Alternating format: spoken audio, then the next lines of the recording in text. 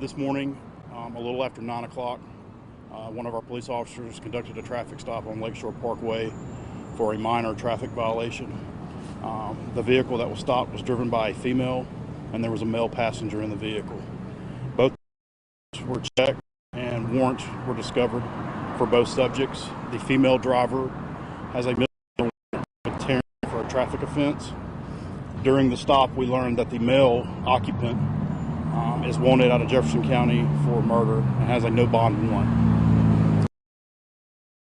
Additional officers to arrive to effect the arrest.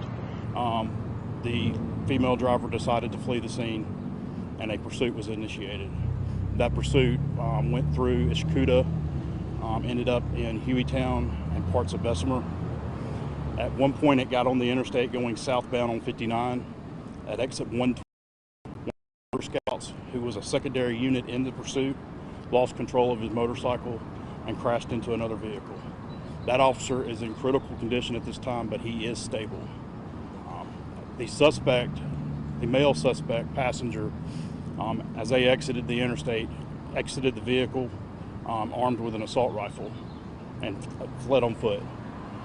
Bessemer Police, Jefferson County Police, Star 1, and Hueytown Police apprehended that suspect a short time later. He was found hiding in a shed, and a brief foot pursuit took place into custody. He is currently at our police department. We are still looking for the female suspect, and we are actively looking for her at this time. I have their names. If y'all want them, I'm going to have to read them. I do want to reiterate that during this pursuit, the male threw one handgun out of the vehicle, which we recovered at a location in Birmingham city limits. When he exited the vehicle off the interstate, he was armed with a rifle and another handgun. Both of those guns have been recovered. His name, bear with me, I don't have my glasses. Tyriq, T-Y-R-I-Q, McCall, M-C-C-A-L-L, is the passenger. He has an active warrant with Jefferson County for murder. The female driver, her name is Demaria, D-E-M-A-R-I-A, Hicks, H-I-C-K-S. She has an active warrant with Tarrant Police Department for a traffic violation and is currently wanted by the Homewood. Looking and pursuing her to find her location. That's all I have right now. If anybody has a question, I'll do my best to answer. Is the female considered dangerous? Yes, she is.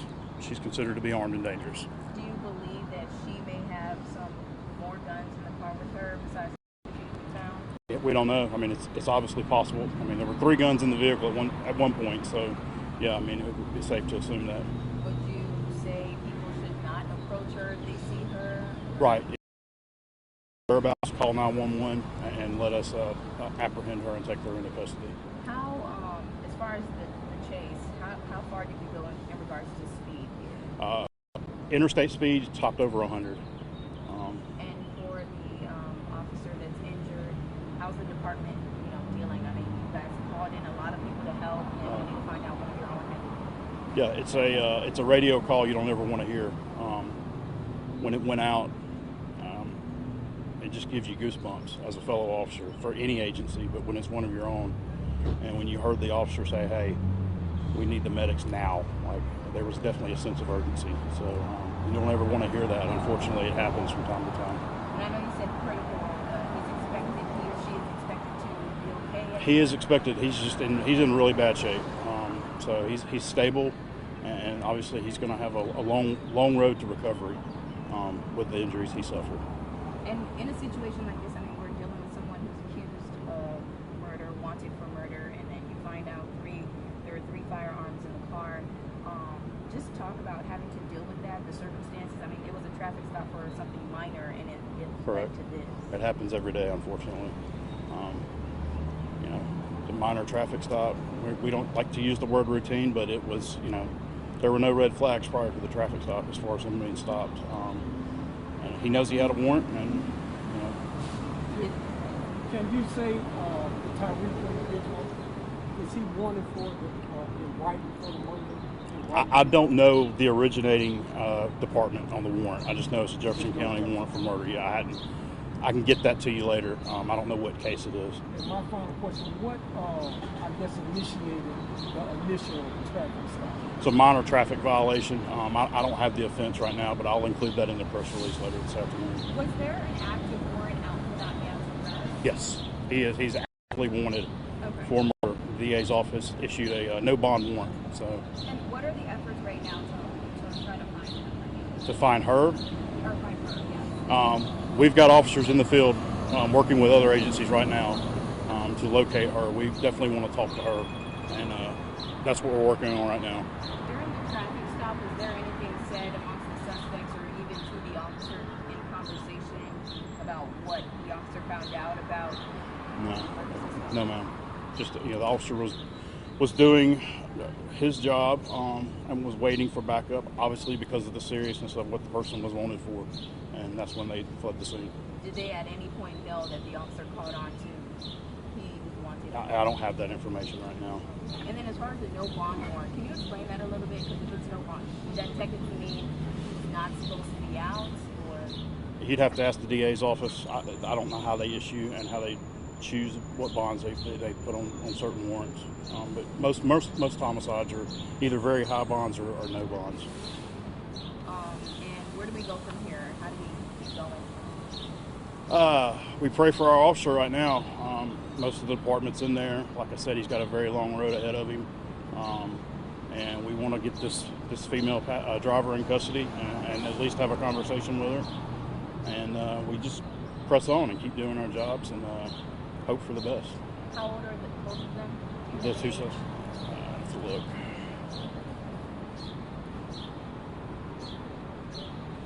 So she is.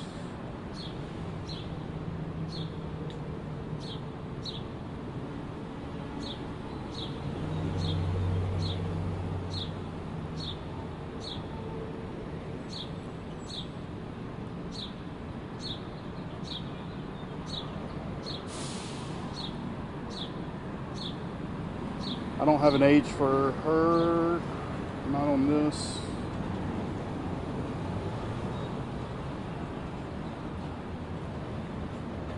He was born in 2002.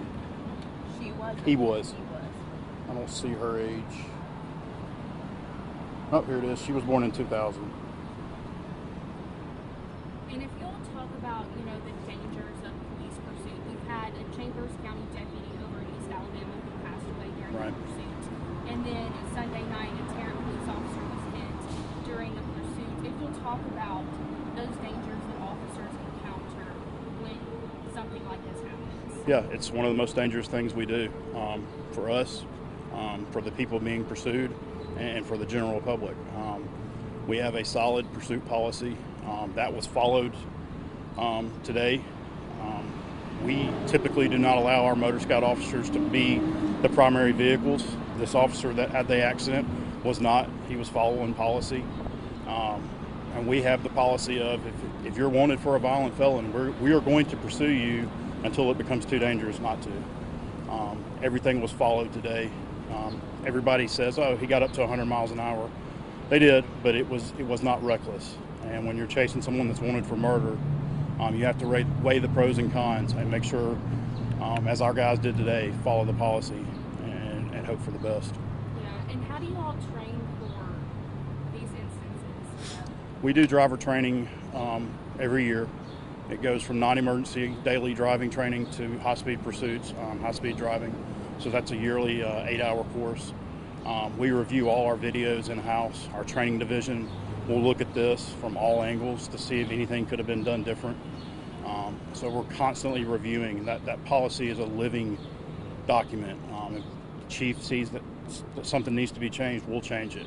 But today, everyone involved followed it, and it was just unfortunate that we had one of our guys get hurt. Any idea on the speed that he was going when he crashed? Close. I don't have an approximate speed, but it was a good impact. I mean, it was at least 75, 80 to 100. He was on a motorcycle, so. Yeah. Can you give us any details on this officer? I know you probably can't speak with name, but maybe how many years he's been with? Yeah, I don't have his total years. He came from another police department. He's been here several years. He's a veteran police officer. Probably has close to 20 years experience, and has been a motor scout officer for us for the last several years. Will you be getting any pictures of the suspects? Yes, when I send that release out this afternoon, I'll send. I just got to get back and find the ones. And the last question for me, is it state law where it allows police officers to pursue someone if it is a felony charge? Oh, yeah, yes, ma'am. There's laws on the books that allow us to clear intersections safely and pursue and exceed the speed limit when pursuing, and all that is taken into effect, and all that is included in our policy. And then as far as other people who were on the road at the time, any injuries with other drivers or anything? No, ma'am. Anything else you want to add, Leslie? One, just for clarification, I'm sorry if you already said this.